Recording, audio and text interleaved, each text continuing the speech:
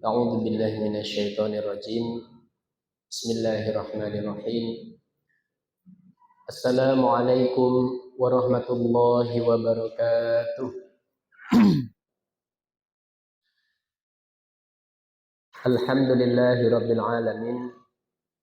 Alhamdulillahilladzi arsala rasulahu bil huda wa dinil haqq liyudhhirahu 'ala dini kullih wa kafa billahi shahida. Asyhadu an la ilaha illallah wahdahu la syarika lah wa asyhadu anna Muhammadan 'abduhu wa rasuluh la nabiyya wa la rasula ba'da amma ba'd. Alhamdulillah bi ni'matillahi tatimmus shalihat. Alhamdulillah ala kulli halin. Innal hamdalillah nahmaduhu wa nasta'inuhu wa na'udzu billahi min syururi anfusina wa min sayyiati a'malina. May yahdihillah fala mudilla lah wa may yudlil fala hadiya lah. Asyhadu an la ilaha illallah wahdahu la syarika lah wa asyhadu anna Muhammadan 'abduhu wa rasuluh. Amma ba'd. Hadirin jamaah Masjid Siwal Islamic Center.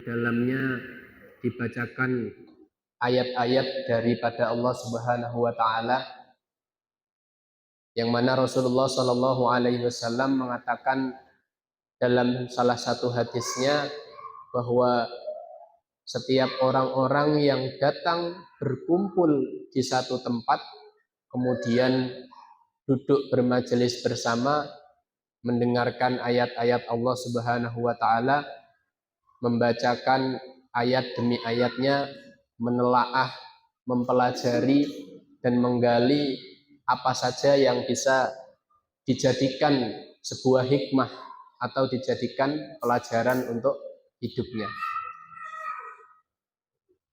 Akan diturunkan kepada mereka as-sakinah, sakinah atau ketenangan, Bapak Ibu sekalian.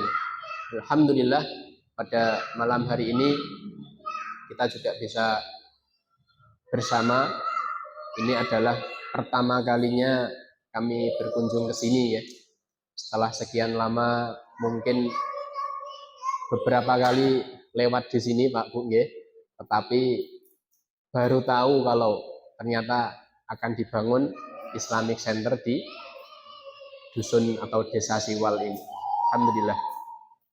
Sholawat dan salam senantiasa kita curahkan kepada uswah hasanah kita semuanya sebagai tauladan seluruh umat manusia.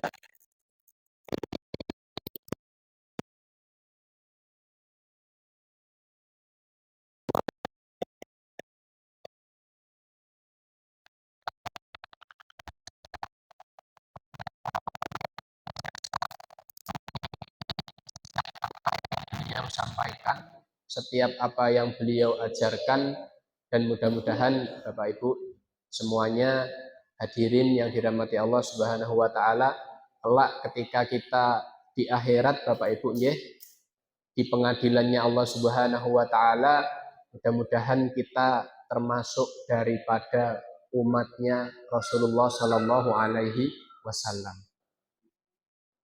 Mudah-mudahan kita termasuk daripada umatnya, bisa bertemu dan bertatap wajah, meluapkan kerinduan kita kepada Rasulullah Sallallahu alaihi wasallam. Bapak Ibu yang dirahmati Allah Subhanahu wa taala, di awal tadi sempat kita baca satu atau beberapa kalimat yang mana niku disampaikan oleh Rasulullah Sallallahu alaihi wasallam Bapak Ibu kepada salah seorang tabib yang diberikan namanya seorang Dimat. Dimat itu nama dari seseorang dan dia adalah seorang tabib. Nah, kemudian Dimat ini datang ke kota Mekah, Bapak Ibu, untuk mencari yang namanya Muhammad kala itu. Kemudian disampaikan oleh orang-orang Makkah bahwasanya, wahai Dimat, engkau itu adalah seorang tabib. Engkau adalah seorang yang biasa menyembuhkan orang lain. Coba kamu cari di kota ini ada pemuda yang namanya Muhammad. Kemudian disampaikan oleh orang-orang Makkah, dia itu gila. Coba aja kamu obati, siapa tahu sembuh. Nah, kemudian Dimat datang ke situ mencari mana yang namanya Muhammad, kemudian dia katakan di depan Rasulullah Shallallahu Alaihi Wasallam waktu itu, Bapak Ibu, ya Muhammad, aku adalah seorang tabib yang biasanya mengobati orang, menyembuhkan orang. Nah, maka kali ini aku ingin coba menyembuhkanmu ya Muhammad, kata tabib tersebut.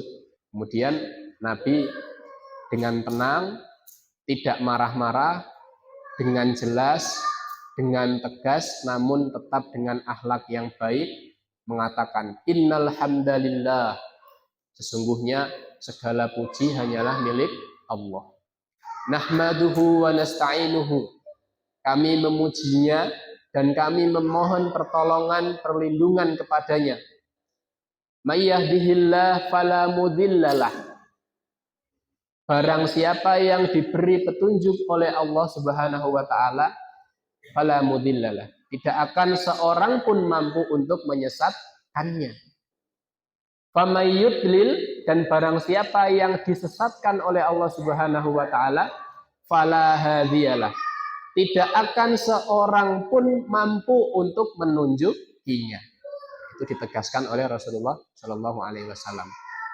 Kemudian beberapa kalimat pengikut setelahnya.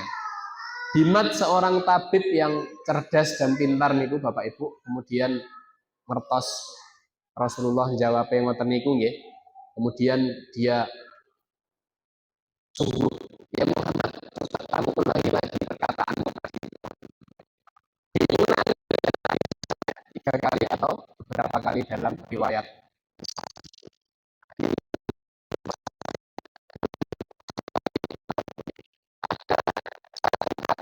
Atau 2 kata yang bersambungan, may yahdihillah fala mudhillalah, siapa yang diberikan petunjuk oleh Allah Subhanahu wa taala, tidak akan seorang pun mampu untuk menyesatkannya.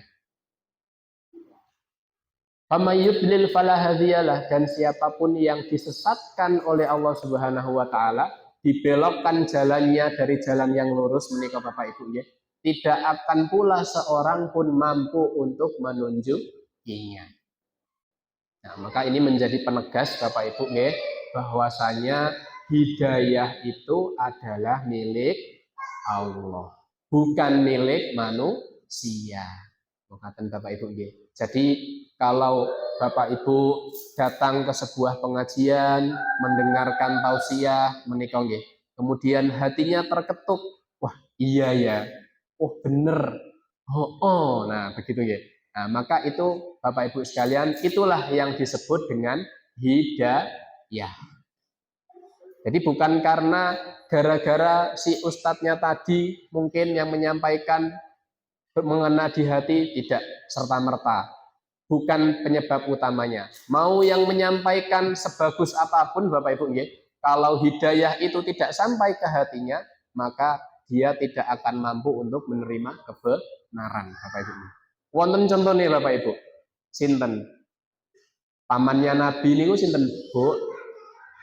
Abu Thalib. Selain niku sinten malih? Sinten malih, Pak? Abu Lahab. Wah, ini salah satu yang paling fenomenal Bapak Ibu ya. Sampai-sampai Allah Subhanahu wa taala niku turunkan yang namanya surat Al-Lahab Bapak Ibu ya. Dalam sebuah tafsir itu dijelaskan bahwa surat Al-Lahab niku Bapak Ibu salah satu surat yang jarang dibaca oleh Rasulullah. Bahkan para sahabat niku Bapak Ibu nggih, kalau membaca surat Al-Ahzab itu kemudian di situ ada Nabi, ada Rasulullah sedang di situ atau sedang lewat atau sedang apa ngoten nggih. Maka sahabat mengurungkan niatnya untuk membaca surat tersebut. Karena isi suratnya itu luar biasa Bapak Ibu. Bagaimana mungkin orang yang masih hidup, orang yang masih sehat, bugar, bahkan dia adalah pamannya Nabi sendiri Bapak Ibu ya, paman dekatnya, justru jadi salah satu orang yang paling terdepan memusuhi keponakannya yang seorang Nabi dan Rasul. Siapa? Muhammad Shallallahu Alaihi Wasallam. Bahkan istrinya juga Bapak Ibu mengatakan. Maka doa kita Bapak Ibu, mudah-mudahan kita termasuk daripada hamba-hambanya Allah Subhanahu Wa Taala yang diberikan petunjuk, yang diberikan hidayah, yang diberikan keimanan dan keislaman kita tidak hanya sementara tetapi sampai akhir hayat kita. Ibu ya, amin Allahumma amin. Kata Bapak Ibu, ini sebagai mukadimah ya, sebagai pembuka, sebagai prolog atau pengenalan Bapak Ibu ya. Nah, sedikit cerita Bapak Ibu, niki wau siang-siang itu saya sedang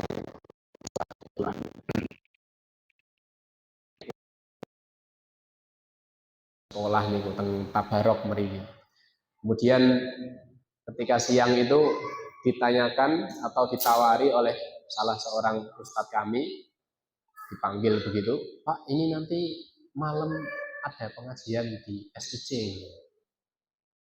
Jadi kan ngisi bisa ya? Bisa Pak, saya sampaikan begitu. Bisa tak? Temanya apa? Waduh, pakai tema segala nih. Kalau Bapak Ibu. Karena kebetulan waktu itu sedang ngajar dengan anak-anak, kemudian temanya adalah tema pelajaran akidah, membahas tentang tauhid rububiyah, dan pertanyaannya di dalam soal niku, siapa manusia yang tidak punya masalah? Nah, kira-kira Bapak Ibu, anak kelas 4 SD diparingi pertanyaan ngoten niku, siapa yang tidak punya masalah? Jawabannya apa, Bu? Napa Ibu-ibu, Bapak-bapak, anak-anak kompak. Biar nggak ada lah, Tat. Gitu. Mana ada manusia nggak punya masalah, anak-anak nih, Pak. Maka saya langsung jawab, temanya Tat, anak aja Tat, temanya. Biar Allah yang menyelesaikan semua masalah, mumpun kula ngoten mawon. Kula dereng ngertos mengke ajeng dibahas nopo pripun terus pokoknya kula paringi judul riyen ngoten mawon Bu nggih. Nah, ngoten. Bapak Ibu yang dirahmati Allah Subhanahu wa taala, temanya adalah biar Allah yang selesaikan semua masalahmu. Cocok Bu nggih? Cocok. Cocok Pak? Cocok. Alhamdulillah. Wah ngoten. Nek ngoten iki jamaah itu nek ditanya Bapak Ibu siapa yang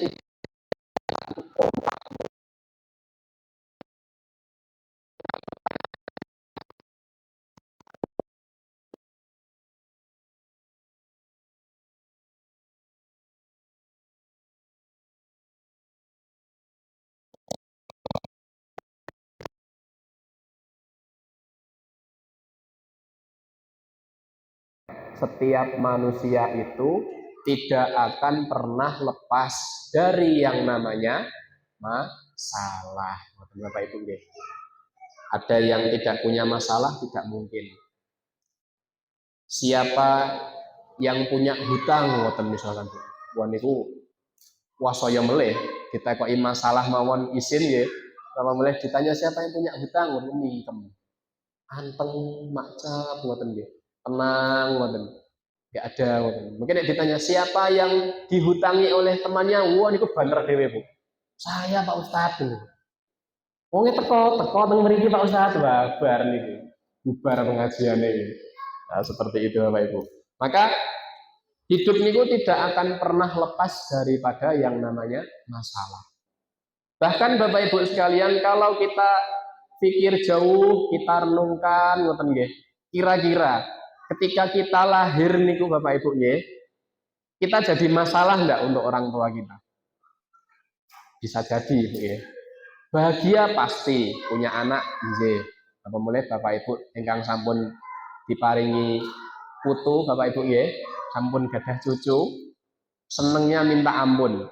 Bahkan kalau cucunya ada di luar kota menikah Bapak Ibu nggih, rela untuk beli tiket, rela untuk beli bensin yang banyak, nyewa mungkin kalau perlu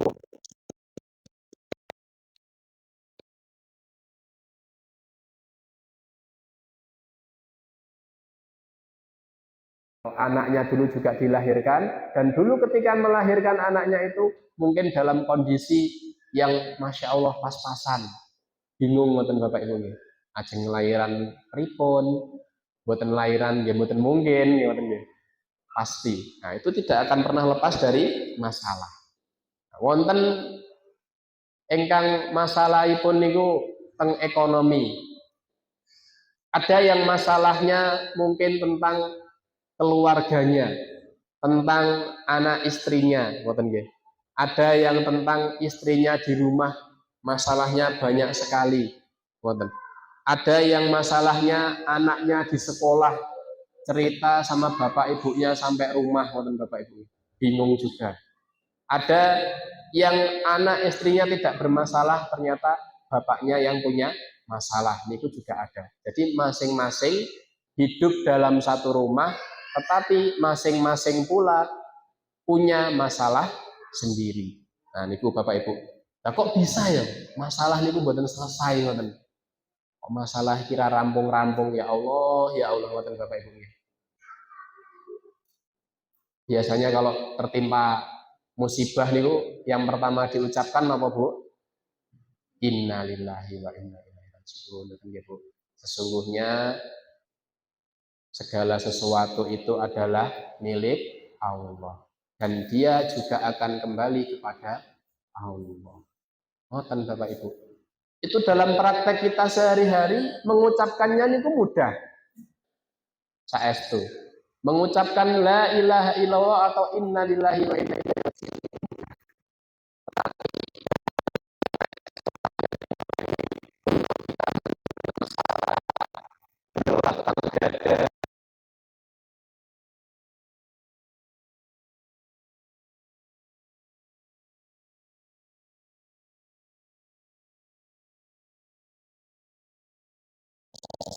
Ngoten ya. Ada aja masalahnya ngoten. Oh no, baik masalah ini kok rampung-rampung ya Allah gitu. Nah, seperti itu Bapak Ibu ya. Maka karena kita terlalu sibuk memikirkan bagaimana caranya masalah itu selesai. Bapak Ibu kalau punya masalah, pasti yang dipikirkan apa Bapak Ibu? Solusi, betul. Cepet nih jawabannya ya. Ditanya orang jawabannya cepat. Tapi ketika masalah itu datang tiba-tiba ngoten Bapak Ibu ya, biasanya sok bingung. Bisa ya. Ini jadi ngopo tau ngoten nggih. Kok bisa seperti ini tuh gimana begitu ya? Pasti kita mencari-cari kenapa masalah itu bisa terjadi. Pasti kita mencari-cari letak di mana akar yang menyebabkan masalah itu ada, ngoten Bapak Ibu. Kok iso koyo ngene ya? Nah, maka Bapak Ibu yang dirahmati Allah Subhanahu wa taala, kita tidak perlu fokus dengan kok bisa ini seperti ini, kok begini, kok begitu dan lain sebagainya, ngoten Bapak Ibu. Apalagi kalau ada ucapan, ya Allah, seandainya tadi tidak begini, ngoten nggih, pasti tidak akan terjadi masalah ini. Begitu Bapak Ibu nggih. Itu yang termasuk juga sering terjadi. Seandainya, seandainya, dan seandainya. Padahal kalimat seandainya niku Bapak Ibu nggih adalah salah satu pintu daripada masuknya syaitan. Sehingga masalah niku mboten rampung Bu, tapi tambah mumet ngoten nggih. Tidak ada uang, terpaksa harus meminjam. Boleh, yang penting kita niatkan betul supaya nanti mengganti atau mengembalikannya seperti itu. Nah, kemudian di tengah jalan sedang memakai uang yang dipinjam niku mau, ada masalah yang baru lagi dapat musibah seperti itu Bu ya. Ternyata usaha yang dijalankan gagal ngoten nggih. Wah, modalnya hilang. Bingung lagi mau membayarnya lagi. Hutang ke tempat yang satunya lagi. Nah, makanya saat niki niku Bapak Ibu banyak orang yang terjerumus ke dalam apa? Judi online nih. Banyak sekali. Mau modal KTP mawon, hanya modal kartu identitas saja sudah bisa dapat uang, sudah bisa cair dananya, dan seterusnya. Dan itu ketagihannya luar biasa, Bapak Ibu. Nah, kan itu adalah salah satu contoh masalah. Nah, kalau masalah diselesaikan dengan masalah, jadinya ya seperti tadi. Masalah ditambah masalah sama dengan masalah yang baru dan semakin besar.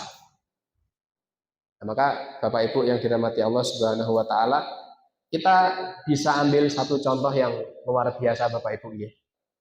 Ketika Nabi Yunus alaihi salam diberikan ujian oleh Allah Subhanahu wa taala dalam kisahnya yang insya Allah sudah masyhur ya Bapak Ibu, sudah khatam lah kisahnya Nabi Yunus naik ke atas kapal, kemudian dapat undian yang dia harus dilempar dari kapal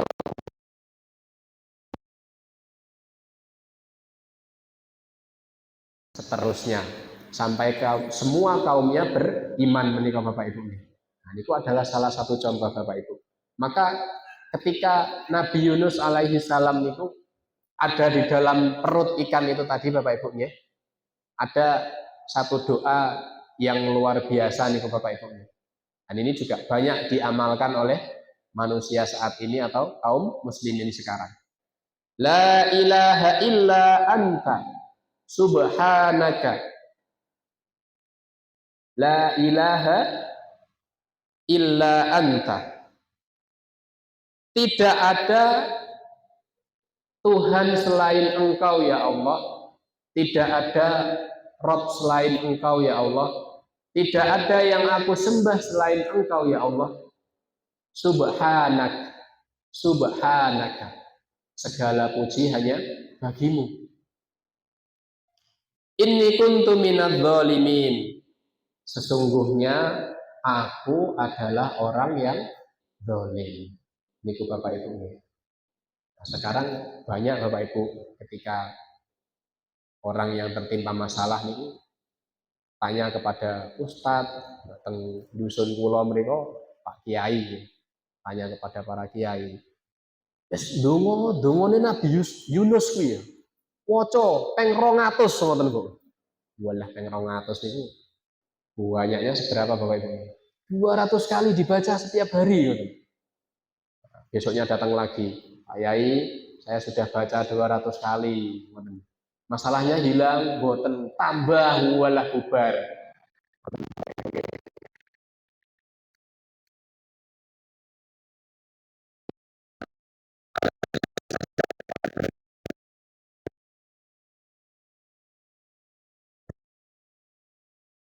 Tidak mungkin sependek itu Bapak Ibu. La ilaha illa anta subhanaka inni kuntu minadz dzalimin. Pun sekali saja nih Nabi Yunus baca Bapak Ibu. Langsung Allah Subhanahu wa taala keluarkan dari perut ikan nih. Satu kali tok nih. Betapa luar biasanya.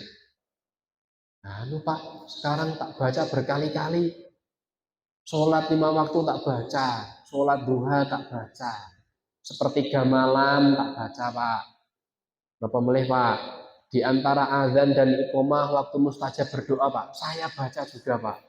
Tapi kok masalahnya nggak hilang-hilang katanya. Nah ini tuh Bapak Ibu. Pertanyaannya muncul, doanya gimana Pak? Ternyata kebanyakan doanya hanya sampai la ilaha illa anta subhanak, memuji Allah Subhanahu wa taala, tetapi tidak membaca lanjutannya Bapak Ibu. Ini kuntu minadz dzalimin. Mengakui kalau dirinya itu sudah berbuat salah. Mengakui bahwa dirinya itu sudah melakukan sebuah kedzaliman. Tidak dibaca. Sedangkan Nabi Yunus alaihi salam itu Bapak Ibu sekalian ya, beliau adalah seorang nabi, utusannya Allah Subhanahu wa taala. Beliau melakukan kesalahan ketika itu karena meninggalkan tanggung jawabnya kepada kaumnya sebagai seorang nabi, utusan Allah Subhanahu wa taala.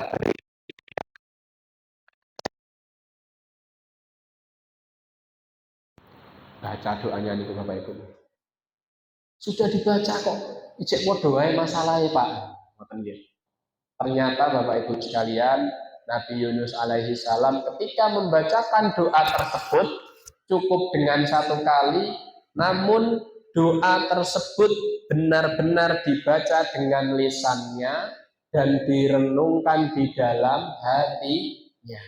Bapak Ibu, la ilaha illa ya Allah, sesungguhnya tidak ada Rob selain Engkau, tidak ada yang bisa diibadahi lagi selain Engkau.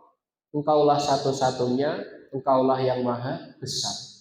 Engkaulah yang mengatur hidup kami, Engkaulah yang berkehendak menimpakan sebuah musibah kepada kami, dan Engkau mulalah yang berkehendak, berkenan memberikan solusi, pertolongan kepada kami semua. Subhanaka, segala puji bagi Engkau ya Allah. Inni kuntu minadz dzalimin. Sesungguhnya aku ini adalah orang-orang yang berbuat zalim. Bapak Ibu sekalian, monggo kalau sekiranya kita punya masalah yang benar-benar besar, masalah yang benar-benar pelik, masalah yang tidak kunjung selesai, Bapak Ibu. Masalah itu ada di keluarga kita, ada pada diri kita. Monggo kita introspeksi diri seperti halnya Nabi Yunus alaihi salam, menyerahkan dirinya penuh keyakinan, penuh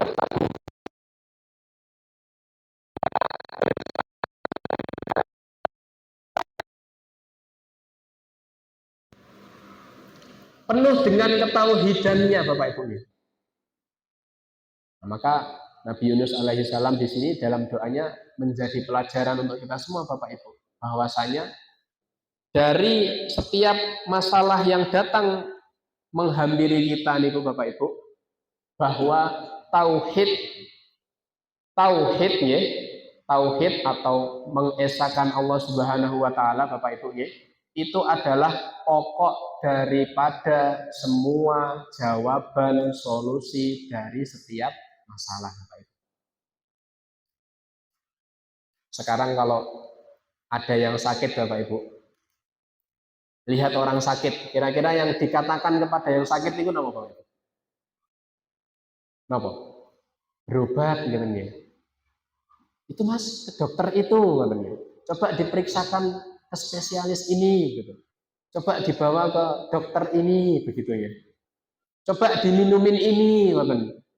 Coba konsumsi ini, beli herbal banyak, beli obat teng apotek banyak, periksa ke dokter iya, ngoten nggih. Dokter yang satu kurang cocok, enggak cocok ini. Dokternya terlalu begini-begini, ganti dokter lagi. Kurang cocok juga, ganti dokter lagi. Dokternya cocok tapi obatnya diminum sama aja, ganti lagi dan seterusnya mengoten Bapak Ibu. Maka kita bisa ambil contoh ketika salah satu daripada utusannya Allah Subhanahu wa taala, Nabi Ayub alaihi salam ketika diuji oleh Allah Subhanahu wa taala dengan sakit yang begitu dahsyatnya, mulai dari beliau sehat walafiat sampai sakit begitu lamanya, sampai tidak ada yang mau merawatnya lagi.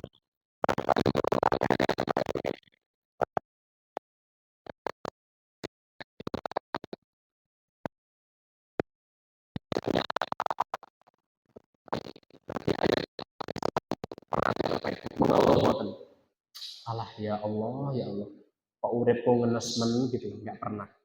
Baik itu Nabi Ayub alaihi salam selalu mengedepankan husnuzan billah, berprasangka baik kepada Allah Subhanahu wa taala. Kadang seperti itu Bapak Ibu ya. Kadang masalah datang kepada kita itu bukan Allah Subhanahu wa taala sedang ingin menguji kemampuan kita. Boten Bapak Ibu. Tidak. Karena kalau masalah itu datang kepada seseorang, sejatinya orang itu mampu. Allah sendiri yang mengatakan dalam Al-Quran. Dan Allah itu tidak akan pernah mendolimi hambanya. Tidak akan pernah mendolimi hambanya. Dan Allah itu sesuai prasangka hambanya. Hambanya berprasangka baik, Allah akan berikan kebaikan. Hambanya berprasangka buruk, maka jangan menyesal kalau nanti Allah berikan keburukan. Allah Subhanahu wa taala itu sudah menakar kemampuannya Bapak Ibu. Sudah tahu porsinya. Wah, orang ini mampu. Dia akan bisa melewati cobaan ini dan seterusnya. Allah itu Azza wa Jalla, Maha besar, Maha agung, dan Maha perkasa atas segala kuasanya Bapak Ibu. Kasih sayangnya tidak terbilang, selalu tahu tanpa diberitahu, dan mengerti apa yang dibutuhkan oleh hambanya. Kadang kita berdoa Bapak Ibu, mintanya apa, dikasihnya apa. Pernah juga dalam keadaan yang tidak mengenakan, mungkin dalam kondisi keluarga ataupun ekonominya yang sedang tidak karuan, meminta untuk diberikan kelapangan, diberikan pertolongan, diberikan kemudahan rezekinya, dilancarkan usahanya, begitu ya Bapak Ibu. Malah justru terkadang Allah Subhanahu wa taala kasih rezeki, tetapi dalam bentuk yang lain Bapak Ibu. Napa? Sang istri diberikan bayi di dalam janinnya ngoten. Niku kadang nek wong mboten beriman Bapak Ibu nggih. Ya Allah, urip kaya ngene susahe, malah ameh ditambahi anak ngoten Bapak Ibu. Nauzubillah min dzalik. Terkadang kita tidak tahu Bapak Ibu nggih. Yang diberikan Allah Subhanahu wa taala itu adalah solusi. Tapi terkadang mohon maaf, pikiran kita itu enggak sampai Bapak Ibu. Enggak sampai. Coba Bapak Ibu nggih, coba. Misalkan kita hidup di zaman Nabi Musa Bapak Ibu. Nabi Musa itu ketika dikejar oleh Fir'aun dan bala tentaranya, kaum Bani Israel itu bingung Bapak Ibu. Bingung. Ya Nabiullah, gitu. Wahai Nabi Allah, wahai Musa, kita ini mau kemana gitu loh. Kita ini nggak punya apa-apa. Kita ini banyak orang tua, banyak wanita, banyak anak-anak, ngoten. Sedangkan Firaun sama bala tentaranya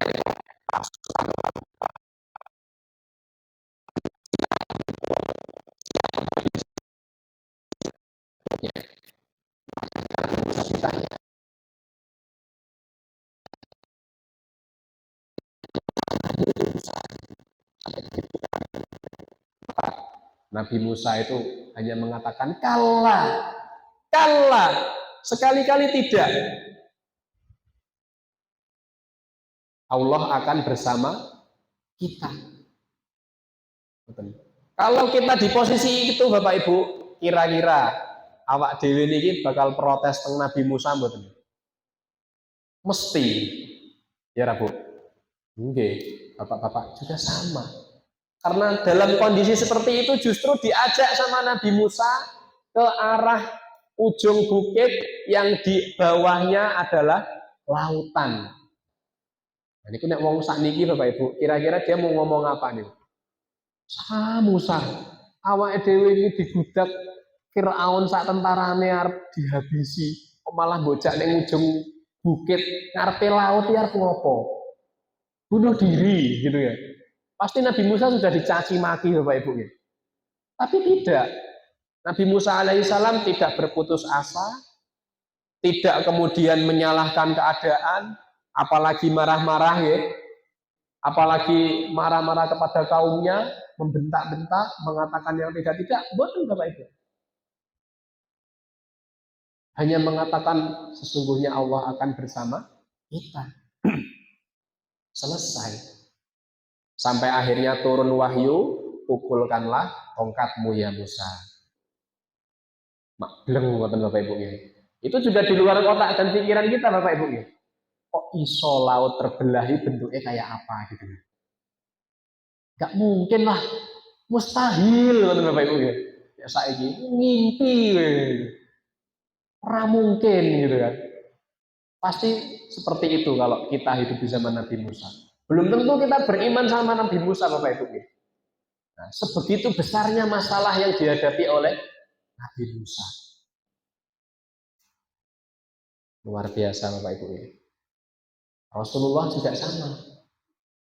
Nabi Muhammad Shallallahu Alaihi Wasallam itu Bapak Ibu.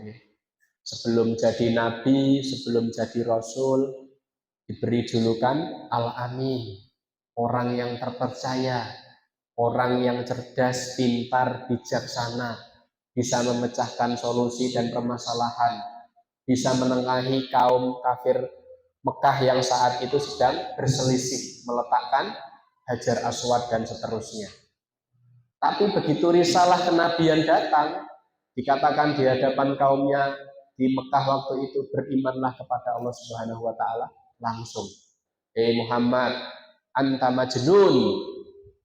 Muhammad, kamu sudah gila. Ngoten Bapak Ibu, bayangkan. Tapi Nabi juga nggak pernah berputus asa. Sebegitu besar masalahnya. Pamannya membencinya, bibinya membencinya, kaumnya membencinya, diusir, diembargo di dalam sebuah lembah, tidak diberi makanan, tidak boleh ada yang bertransaksi dengannya, tidak boleh ada yang memberikan bantuan, kelaparan, dan seterusnya. Bahkan ketika dalam pengejarannya hendak hijrah ke Madinah, Bapak Ibu, sudah dikejar bersama sahabatnya Abu Bakar As-Siddiq, sembunyi. Abu Bakar sudah was-was Bapak Ibu. Manusia ini, sahabat juga